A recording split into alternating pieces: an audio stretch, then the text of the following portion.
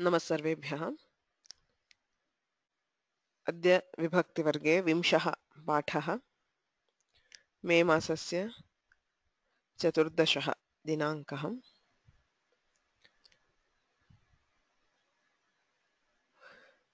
रामो राजमणिः सदा विजयते, रामं रमेशं भजे।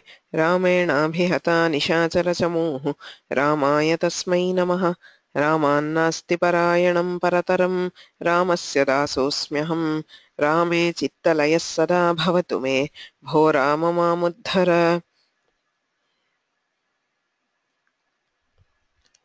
गुरुरेव गतिः गुरुमेव भजे, गुरुणैव सहास्मि नमो गुरवे। न गुरोः परमं शिशुरस्मि, गुरोः मतिरस्ति गुरौ मम पाहि गुरो। पञ्चमी विभक्तौ किञ्चिदवशिष्टं वर्तते, ततः पूर्वं किञ्चित् पुनरावर्तनं कुर्मः। पञ्चमी विभक्तिः अपादानवाचकात् पञ्चमी विभक्तिः भवति। अपादानं नाम किम् इत्यत्र बहुविधानि अपादानानि सन्ति। तत्र त्रीणि अपादानानि अस्माभिः दृष्टानि। प्रथमं भवति विभागस्य अवधिः।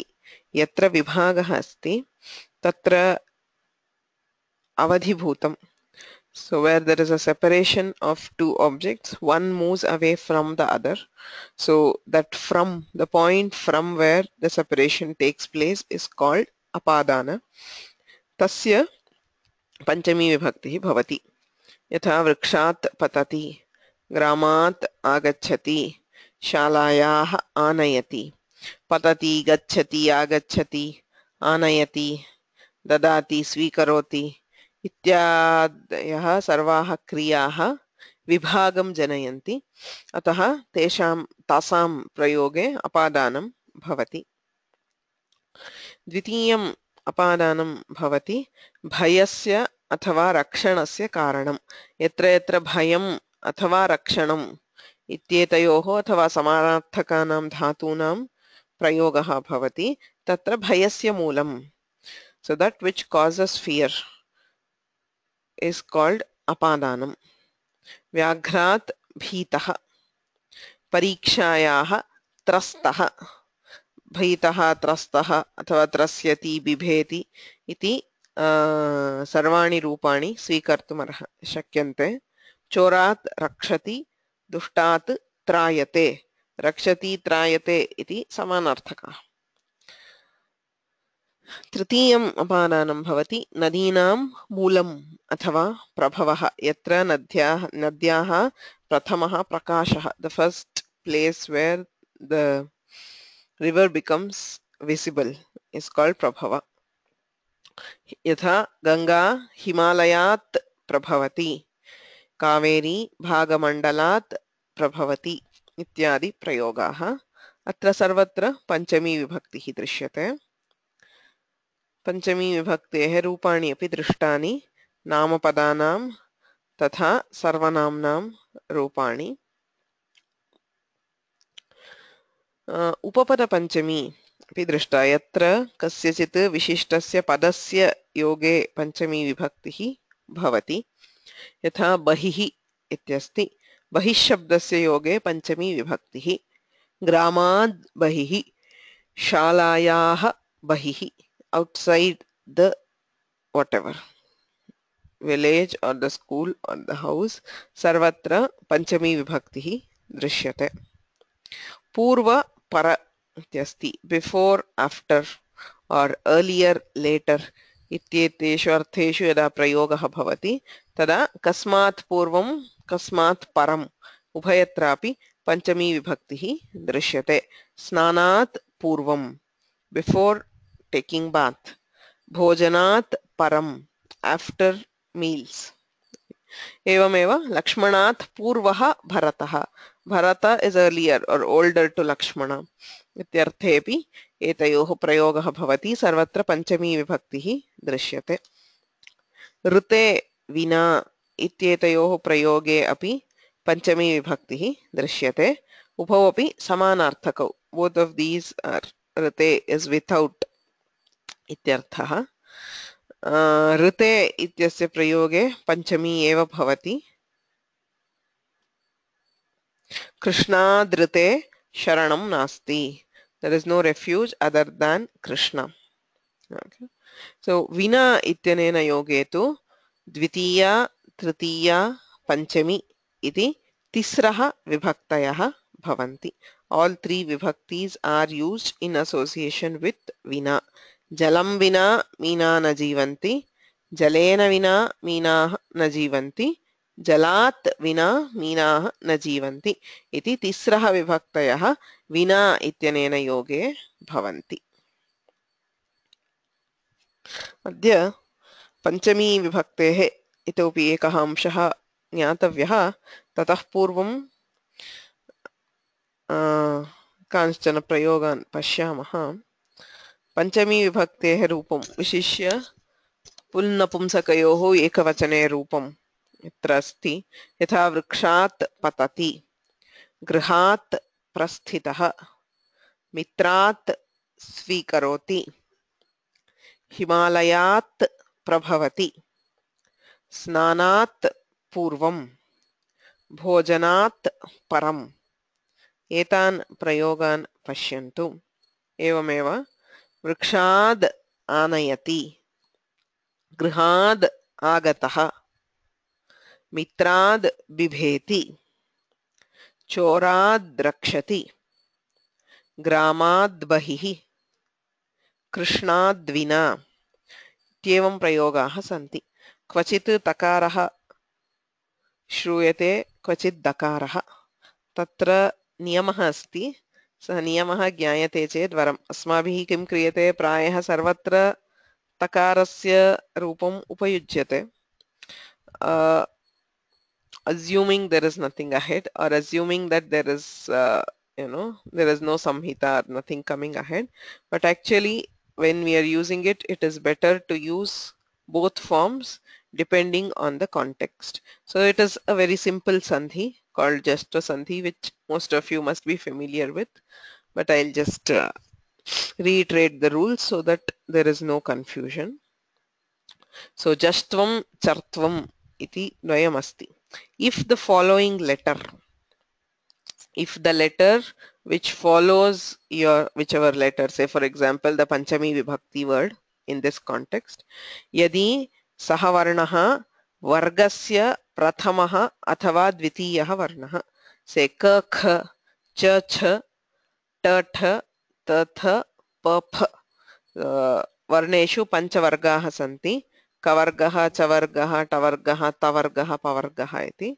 तत्र प्रतिवर्गं प्रथमः द्वितीयः वर्णः अथवा श ष स इत्येते वर्णाः यदि परतः सन्ति so if the following letter is one of these then we use the first letter of the varga that is takara यथा वृक्षात् पतति अत्र पकारः it's a first letter of a varga एवं गृहात् प्रस्थितः अत्रापि पकारः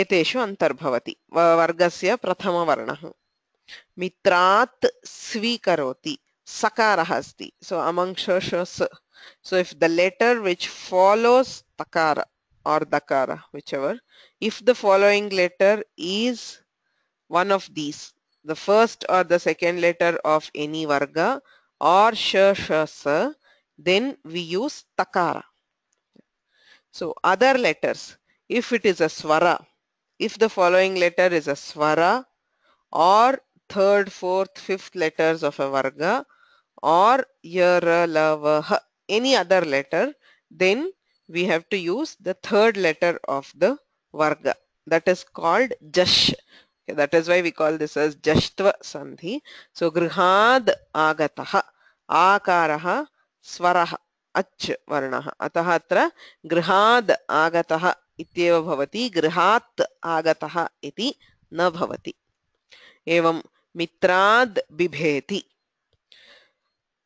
सो बिभेति ब इति वर्गस्य तृतीयवर्णः अतः अत्रापि दकारः भवति चोराद् रक्षति र इति यरलवः एतेषु अस्ति अतः एते वर्णाः यदा सन्ति any other letter other than these so first or second letter of a varga and sh. So when these are following we use the first letter of the varga which is called char or chartva sandhi as it is known. So if the following letter is a swara, any other uh, letter of the varga, that is the third, fourth, fifth letters of each varga, or yara lavaha, then we use the third letter of the varga. Okay, so ayam eva niyamaha. You have to decide based on the letter which follows. Okay, इदानीं ग्रामः इत्यस्ति तस्य पञ्चमी विभक्तिम् उपयुज्य वाक्यानि रचनीयानि तकारस्य वा दकारस्य वा इत्यत्र अवधानं भवेत्. So please raise your hands.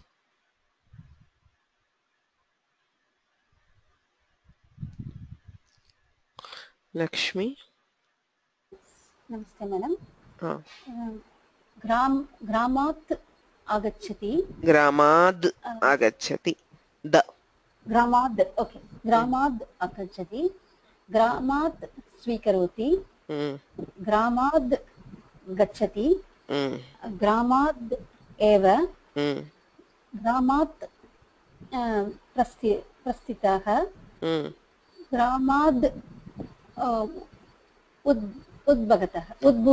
उद्भूतः सम्यक् सो उद्भूतः इत्यस्य raising इत्यर्थः or originating from इत्यर्थः सो ग्रामाद् आगच्छति ग्रामाद् गच्छति ग्रामादेव ग्रामाद् उद्भूतः एतेषु दकारः श्रूयते ग्रामात् स्वीकरोति ग्रामात् प्रस्थितः इत्यत्र तकारः श्रूयते.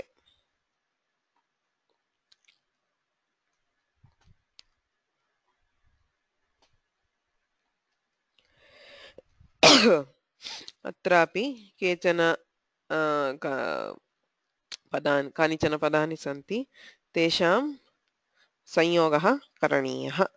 प्रथमपदस्य पञ्चमी विभक्तिः प्रयोक्तव्या. वेङ्कटेश्वरन् क्षम्यतां पुनः चोरात् रक्षति चोराद्वत् न श्रुतम् न द रेफः इट् इस् द चोराद् रक्षति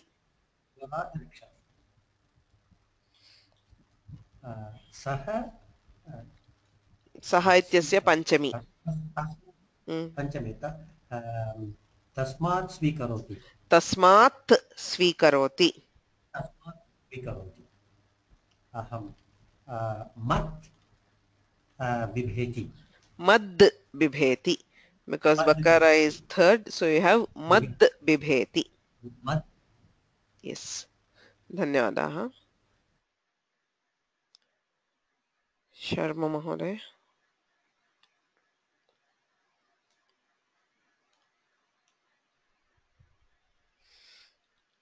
न श्रूयते शर्मा महोदय.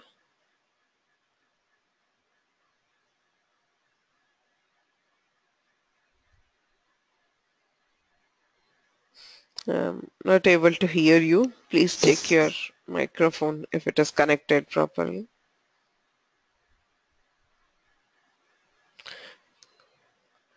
Padmanabhan Mohoday. नमस्ते. आपणाद् आगच्छति दकारः. दकारः आपणाद् आगच्छति. चषकात् पिबति तकारः. Yes. Excuse me just for one moment. I'll be back.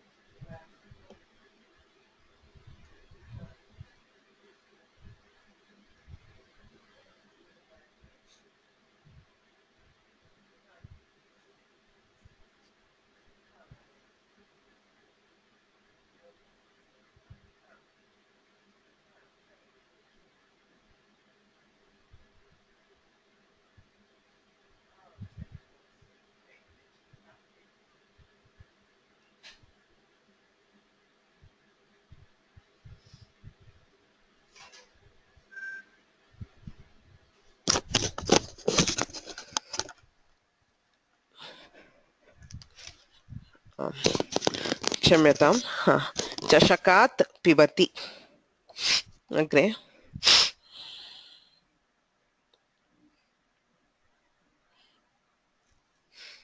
Can you hear me? Yes. Yes. Next one, please. Can you see it or not? No, I don't see it. Yes. Oh. Tvam rite. Okay. Tvad rite. Tvad rite. Dakarah. Satyam. Tvad rite. धन्यवादाः.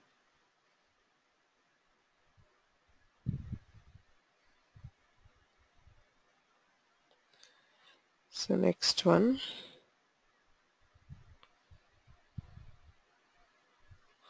Mahadevan.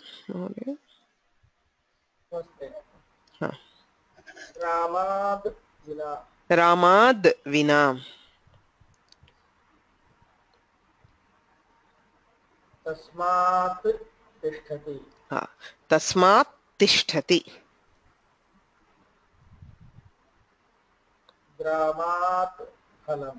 ग्रामात् फलम्. फ इति वर्गस्य द्वितीयवर्णः अतः तकारः. ग्रामात् फलम्. Thank you. So others who would like to volunteer, please raise your hands and participate.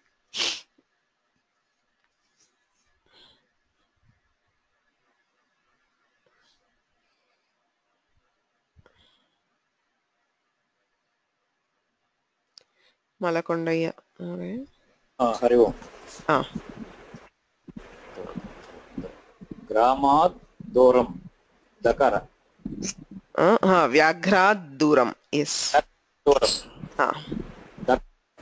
Yes. व्याघ्रात् दूरं. बहिः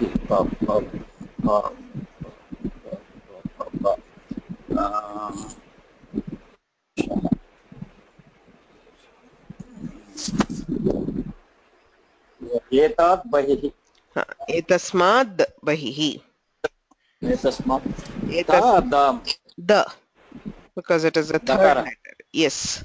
एतस्माद् बहिः.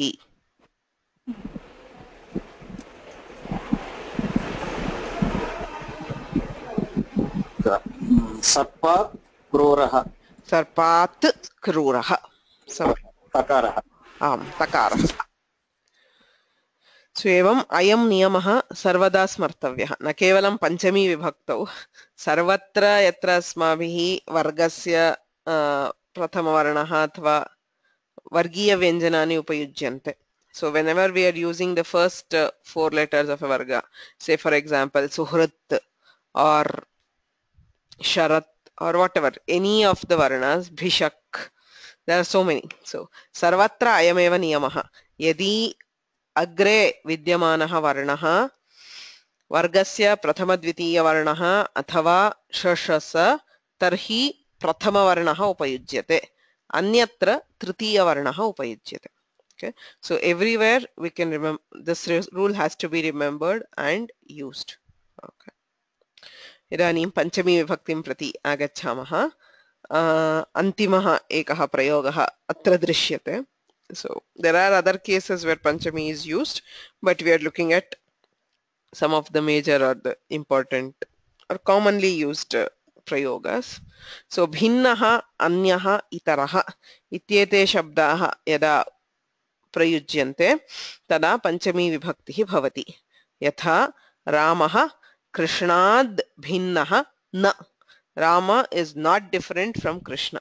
कृष्णात् भिन्नः यदि भिन्नः इत्यस्ति तथापि भवति. भिन्नः न. भिन्नः इति शब्देन योगे पञ्चमी विभक्तिः भवति. अत्रापि पश्यतु भ इति वर्गस्य चतुर्थवर्णः अतः दकारः अस्ति. कृष्णाद् भिन्नः. आचार्याद् अन्या गतिः नास्ति. सो अ इति अग्रे स्वरः अतः दकारः. आचार्याद् अन्या.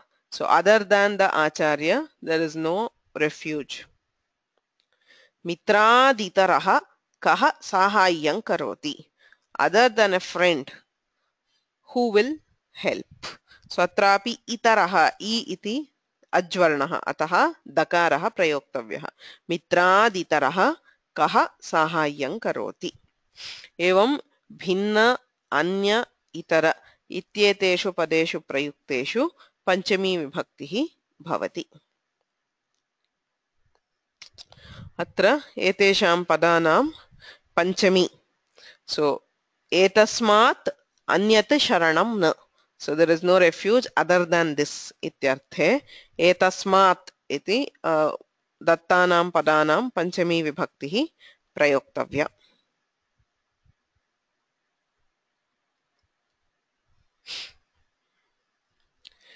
गीता Ramachandran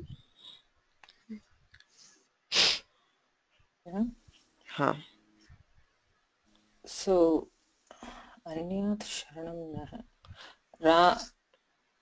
should I say Ramat? Yes. Ramat Anyat Sharanam na. Ramad Anyat Sharanam na. There is no refuge other than Rama. Okay. Ramat Anyat Sharanam na. Devyaha Anya Devyaha Anyaha Sharanam na. Anyat Sharanam. Oh, Anyat Sharanam na. Yes. Sanmitrat Anyat Sharanam na. Sanmitrad Anyat, because the following letter is a swara. Sanmitrad Anyat Sharanam na. Samyak. Next. Venkateshwaran. Maheshwarad Anyat Sharanam na. Maheshwarad Anyat Sharanam na. Sitad Sita Strilingam. Sitayaha Anyat Sharanam na. Satyam Satyad Anyat Sharanam na. Satyad Anyat Sharanam na. Others who would like to try, please raise your hands. Yes. Rama. Namaste.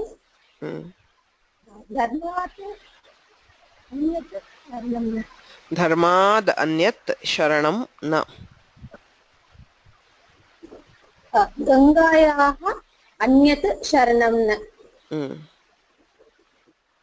Gayatriyaha Anyat Sharanam na. Gayatriyaha Anyat Sharanam na. Sharada Bhagini. Namaste. Jnanad Anyat Sharanam na. Jnanad Anyat Sharanam na. Swadhyayad Anyat Sharanam na. Shivad Anyat Sharanam na. Shiva iti strilingam. Shivayaha Anyat Sharanam na. Samyak. Shivayaha Anyat Sharanam na.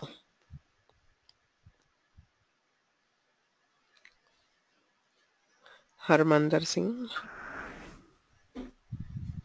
Guru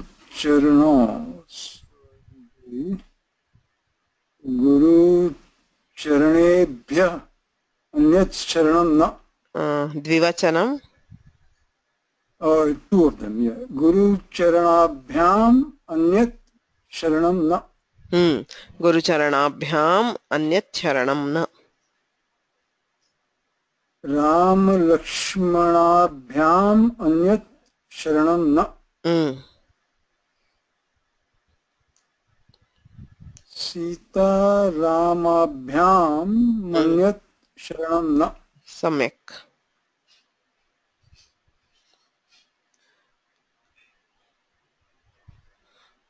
Malakondaya. हरे ओम सज्जना बहुवचनं सज्जनेभ्यः अन्यात् शरणं न सज्जनेभ्यः रामेभ्यः सज्जनेभ्यः अन्यात् शरणं न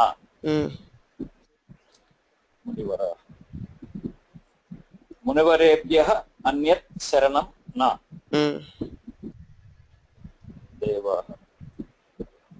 देवेभ्यः अन्यत् शरणं न सम्यक् सो अन्यत् इत्यस्य प्रयोगे एवं तदर्थकाः ये शब्दाः इतर भिन्न इत्यादि सर्वेषां प्रयोगे पंचमी विभक्तिः भवति इत्यत्र पंचमी विभक्तिं स्थगयामः so there are other cases so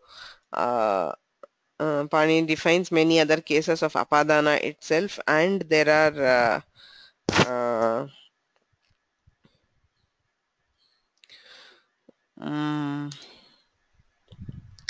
other cases again of upapada and instances where we use panchami. So most of them panchami is an easy vibhakti. Wherever we have from, the feeling of separation or the usage of from, there is panchami. Okay, so it is instinctive. We can know panchami mostly instinctively. So इदानीं संक्षेपेण पंचमी विभक्तिं दृष्ट्वा षष्ठी विभक्तिं प्रति गच्छामः अपादाने पंचमी विभक्तिः यथा इदानीमेव दृष्टं विभागस्य अवधिः अपादानं भवति वृक्षात् पतति ग्रामाद् आगच्छति अत्र पूर्वं तकारः अस्ति किन्तु वस्तुतः ग्रामाद् आगच्छति इति भवेत् भयस्य कारणम् अपादानं भवति तत्र पंचमी व्याघ्राद् बिभेति चोरेभ्यः रक्षति इति नद्याः प्रभवः अथवा मूलं हिमालयाद् गंगा प्रभवति उपपद पंचमी भवति बहिः शब्देन योगे गृहाद् बहिः शालायाः बहिः पूर्व परशब्दयोः योगे पंचमी विभक्तिः भवति चैत्रः वैशाखात् पूर्वः स्नानात् परं भोजनं करोति ऋते विना इत्येतयोः प्रयोगे अपि पंचमी भवति ज्ञानाद् ऋते कैवल्यं नास्ति जलाद् विना मीनाः न जीवन्ति भिन्नः अन्यः इतरः इत्येतेषां प्रयोगे अपि पंचमी भवति तस्माद् भिन्नः कृष्णाद् अन्यः इत्यादिषु प्रश्नाः सन्ति वा एनी क्वेश्चन्स्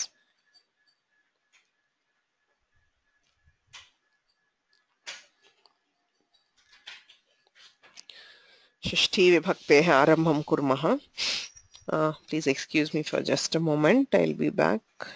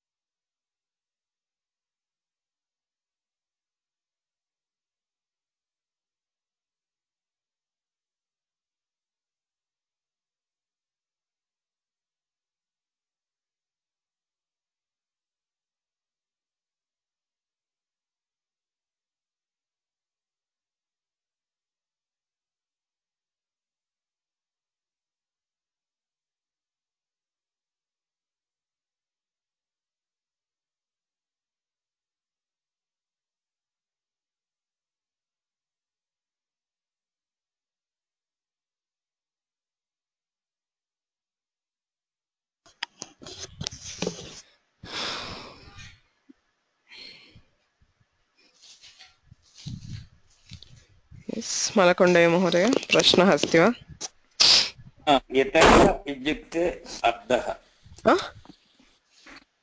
इतरः इतरः तस्य अर्थः meaning other than others इत्यर्थः इतरे others. जनाः other people so Oh, other तस्माद् people. इतरः other than him इत्यर्थः.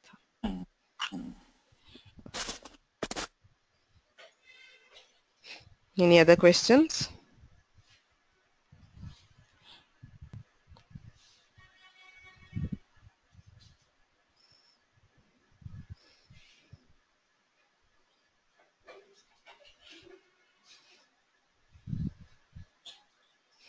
एकः प्रश्नः आसीत् रामान्नास्ति परायणम् इत्यत्रापि उपपदपञ्चमी वा इति. परम् अयनं परायणं परं द ग्रेटेस्ट् रिफ्यूज् इत्यर्थः. तत्र परशब्देन योगे यथा पञ्चमी भवति तथैव परायण इत्यनेन योगे अपि भवति.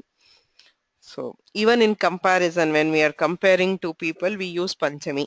Tasmat chaturah, tasmat unnatatarah ityadi. So when you're saying he is taller than, greater than, tasmin arthe api panchami vibhaktihi bhavati. Anye prashnaः सन्ति वा?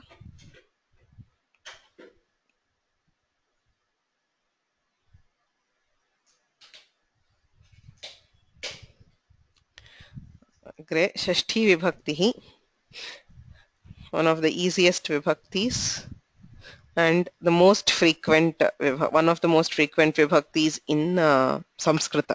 Other than Dvitiya, Shashti is the most frequent vibhakti. Sita Ramasya Patni. Etat Malayah Pustakam. Saha Madhavasya Pita.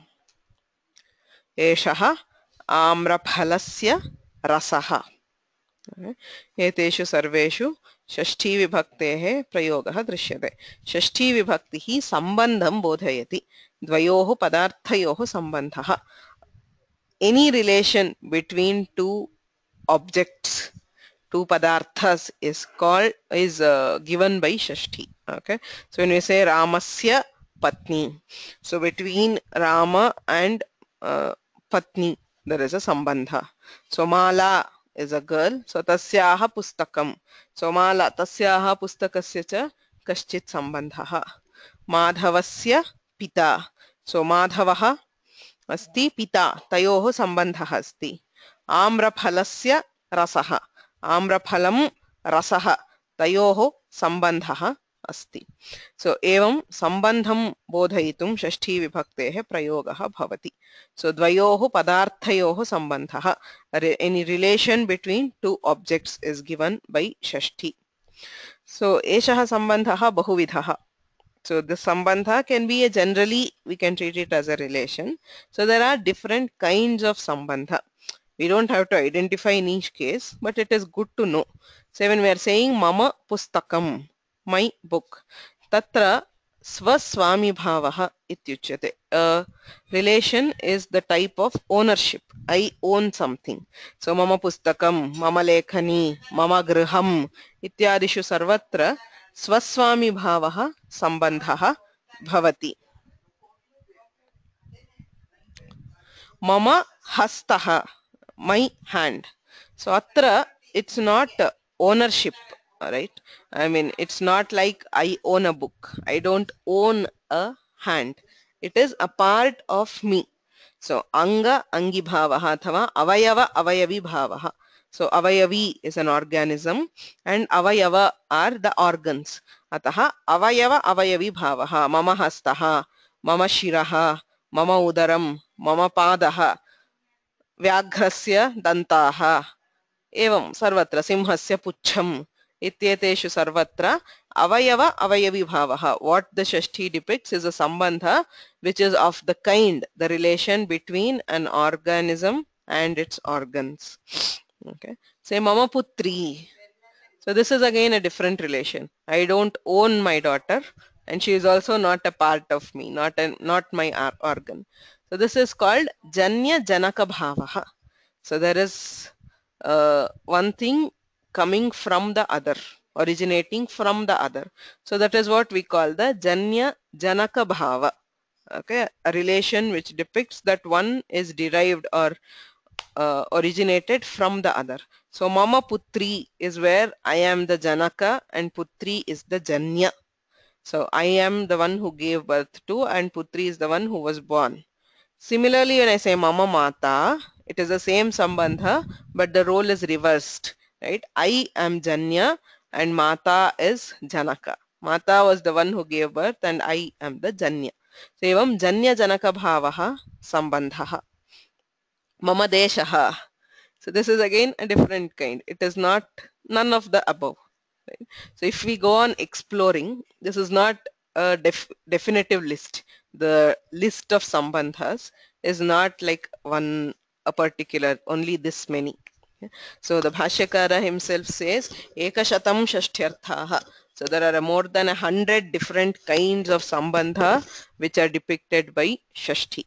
In any case, all these are relations or sambandha. So all these can be depicted by Panchami, Shashti Vibhakti.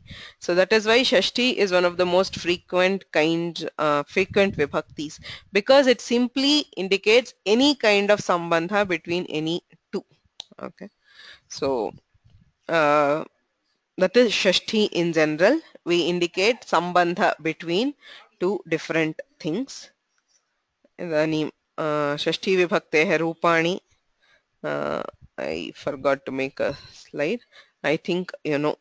Pullinge balasya balayoho balanam iti rupam. Balasya strilinge balikayaha evam nadyaha अथवा नार्याः नपुंसकलिंगे फलस्य ज्ञानस्य इत्येवं रूपाणि भवन्ति.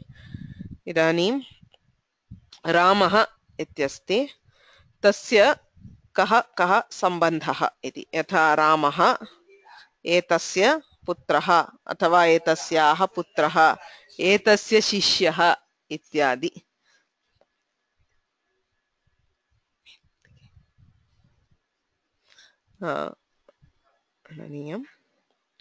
So those who would like to volunteer, please raise your hands.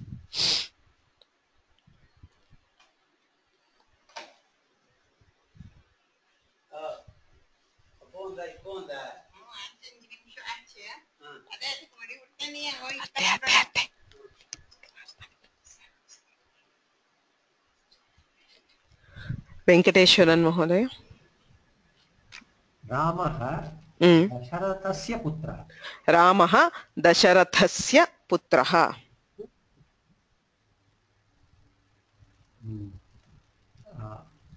रामः अजस्य पौत्रः. अजस्य पौत्रः. पौत्रः ग्रांडसन, पुत्रस्य पुत्रः पौत्रः. अजः दशरथस्य पिता, अतः अजस्य पौत्रः रामः. रामः वसिष्ठस्य शिष्यः. रामः वसिष्ठस्य शिष्यः. शर्मा महोदय. रामः लक्ष्मणस्य अग्रजः. हाँ, रामः लक्ष्मणस्य अग्रजः. रामः लवस्य पिता. लवस्य पिता. रामः रावणस्य शत्रुः. रावणस्य शत्रुः. हरमंदर सिंह. रामः कौसल्यायाः सुतः. कौसल्यायाः सुतः रामः. रामः सीतायाः पतिः. हाँ, सीतायाः पतिः. रामः अहल्यायाः मोक्षदायकः. Right. अहल्यायाः मोक्षदायकः. The one who gave release or salvation to Ahalya. Geeta Mahodaya. शबर्याः रामः शबर्याः आराध्यः. शबर्याः आराध्यः. So worshipped by Shabari, the one who is the deity of Shabari. शबरि रामः इन्दुमत्याः नप्ता Indumatyaha Napta. So we have different words for denoting grandchildren in Samskrita. Pautraha Pautri ityasti. Putrasya Putraha Pautraha. Evam Putryaha Putraha. The son of the daughter is called Dauhitraha or Dauhitri. Okay. And then and then Napta, the word Napta is used in general for a grandson. Putrasya Duhituscha Putraha is called Napta. Okay. So Indumati was the wife of Aja. Ataha Indumatyaha Napta, grandson of Indumati. रामः अयोध्यायाः राजा Ayodhyayaha Raja.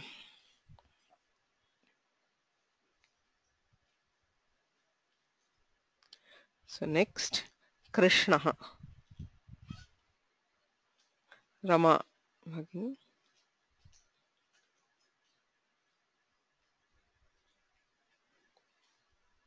नमस्ते वसुदेवस्य पुत्रः Krishnah Vasudevasya Putraha. कंसस्य भगिनेय भागिनेयः कृष्णः Kamsasya Bhagineyaha. Bhaginyaha Putraha Bhagineyaha. Sister's son is called Bhagineya. Nephew. बलरामस्य अनुजः कृष्णः Krishnah Balaramasya Anujaha. धन्यवादाः. पूर्वमेव क्षम्यताम्. Yes. वदतु. क्षम्यताम्.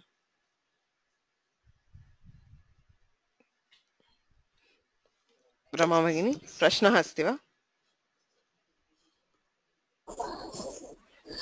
यस् कृष्णस्य प्रयोगं पूर्वमेव कर्तव्यं खलु अन्ते अपि बलरामस्य अनुजः कृष्णः, कृष्णः बलरामस्य अनुजः.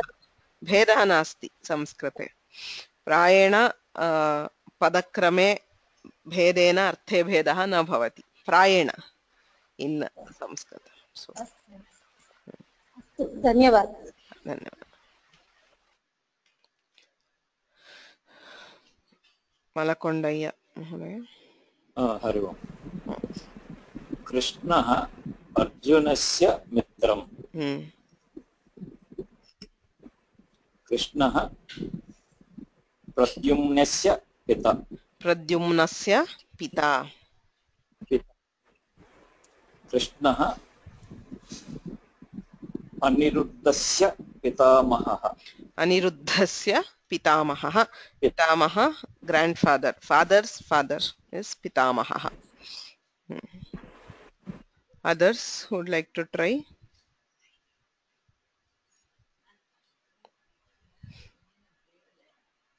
Those who have not tried so far?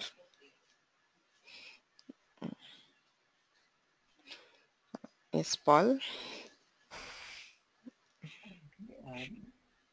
देवक्याः कृष्णः देवक्याः सुतः. देवक्याः सुतः. कृष्णः रुक्मिण्याः पितः. पतिः. पतिः. रुक्मिण्याः पतिः. पतिः. कृष्णः द्रौपद्याः रक्षकः. द्रौपद्याः रक्षकः. Anybody else?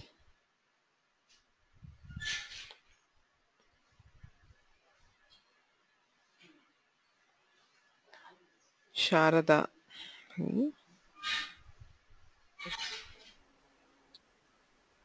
कृष्णः राधायाः प्रियः. राधायाः प्रियः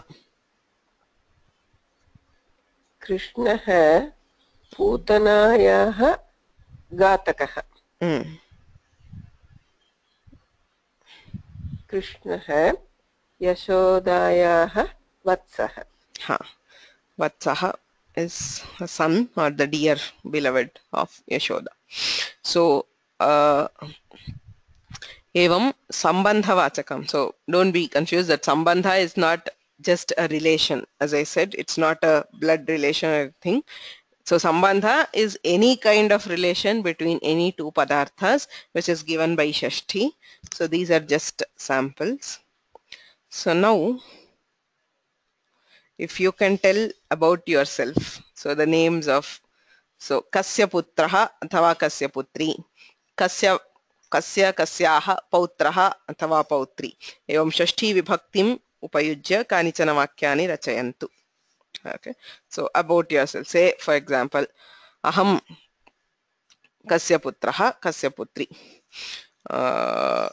ityevam kramena vakyani, say aham Ramanathasya putri, aham Nagaratnayaha putri, aham say aham Jayaramasya patni, aham Trayaha mata. Evam kramena swasya sambandhaha kanichana vakyarthameva. So there is nothing, I mean you can give real or imaginary names. It's not about names, it's about using Shashti Vibhakti on the names. Okay. So yes, Balachandran. अहं राधाकृष्णस्य पुत्रः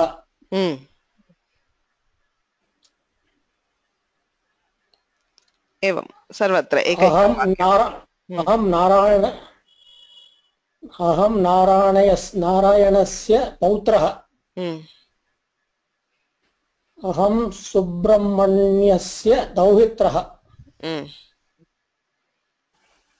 अहं गीतायाः पतिः अहं नारायणस्य सहोदरः अहं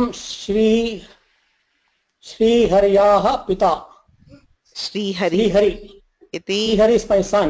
श्रीहरेः पिता अहं श्रीहरेः पिता अहं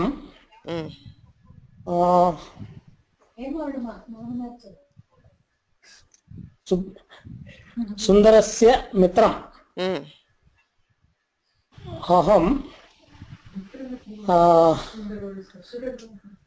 सौम्या कृष्णपूर्यायाः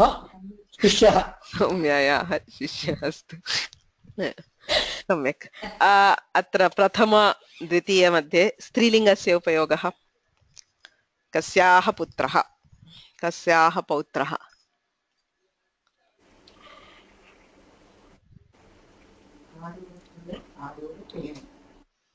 your mother's evam grandmother's names. So okay, स्त्रीलिङ्गस्य भवति. I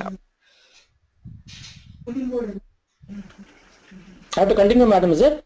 Yes, I mean just two sentences so that you can use strilinga also. Okay. Aham Sitayaha putri. Putraha. No. You are still putraha. Putraha I have already.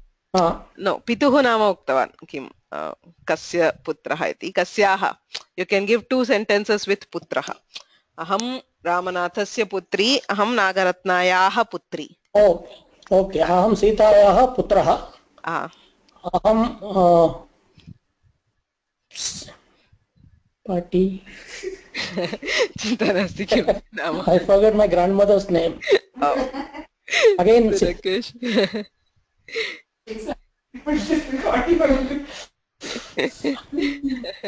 No problem. Sorry. Sita Lakshmi. See, again, my grandmother is also a Sita only. Aham Sita Lakshmyaha Pautraha. Samyak. Sita Lakshmyaha Pautraha.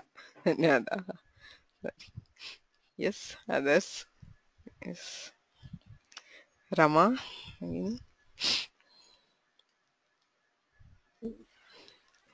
Namaste. Yes. Aham putri. Kinchir uccaihi. cannot hear you. It's very low. Please. अहं Ah. शङ्करस्य पुत्री Ah. श्रूयते वा? श्रूयते वदतु. अहं शङ्करस्य पुत्री, अहं राजेश्वर्याः पुत्री, अहं मीनाक्ष्याः पौत्री, अहं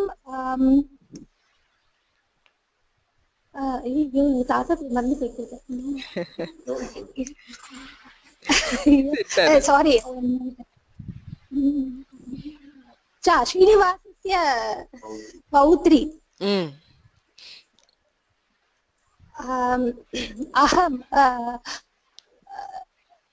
श्रीधरस्य पत्नी, अहं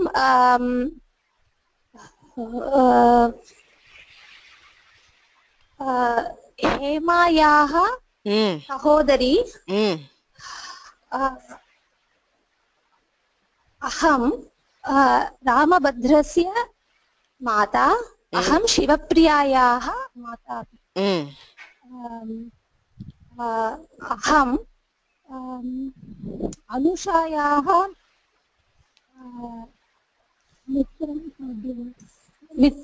मित्रं समानं नपुंसक.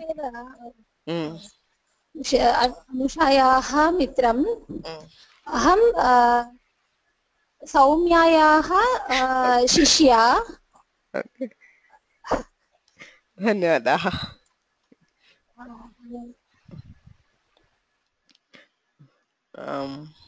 नेक्स्ट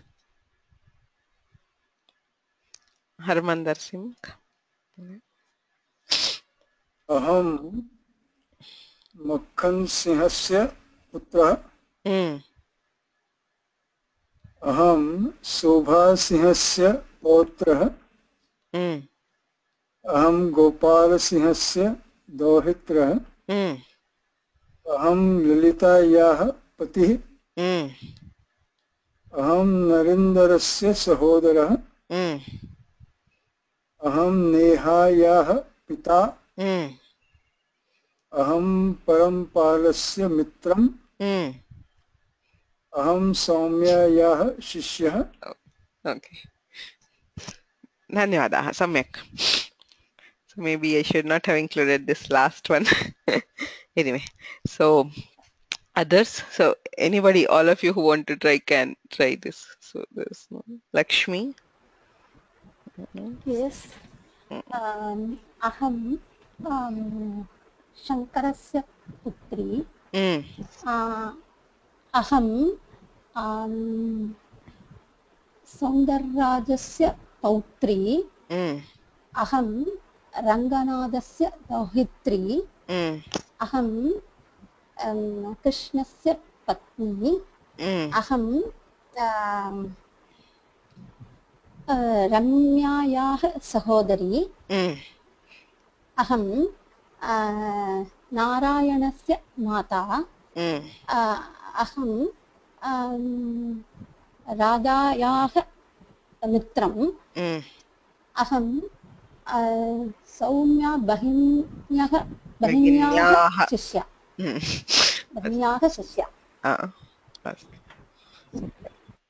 सम्यक्. नेक्स्ट वेंकटेश्वरन्. अहं गोपालस्य, अहं मीनाक्षीसुन्दरस्य पौत्रः. अहं रामचन्द्रस्य दौहित्रः. अहं छायायाः पतिः. अहं सुरेशस्य सहोदरः. अयं शोभायाः पिता. अहं नरसिंहस्य मित्रम्. अहं सौम्यायाः शिष्यः. ओके, सम्यक्.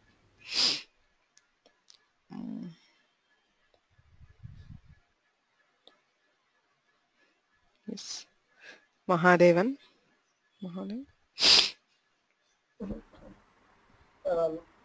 अहं राममूर्तेः पुत्रः. अहम् अलमेलोः पुत्रः. अहं वेङ्कटेश्वरस्य पौत्रः. अहं मीनाक्ष्याः पौत्रः. अहं रामचन्द्रस्य दौहित्रः अहं कमलायाः दौहित्रः अहं भवान्याः पतिः अहं वरदराजस्य सहोदरः अहं रघुपतेः सहोदरः अहं सौम्यायाः पिता my daughter's name is also Soumya. Yeah. अहं कृष्णस्य मित्रम् अहं सुन्दरशास्त्रिणः शिष्यः सम्यक् सुन्दरशास्त्री Anybody else would like to try this? Those who have not tried so far.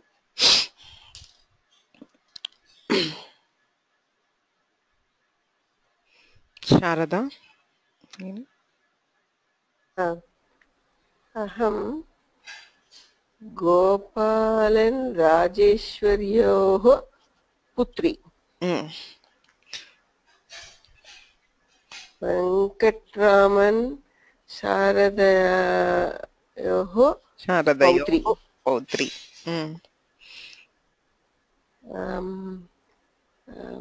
Subrahmanyan मीनाक्षियोः दौहित्री राजगोपालनस्य पत्नी राजगोपालस्य रमायाः सहोदरी मीनाक्षी मणिकण्ठनयोः माता आनन्द्याः मित्रम् सौम्यायाः शिष्य अस्तु सम्यक् अन्ये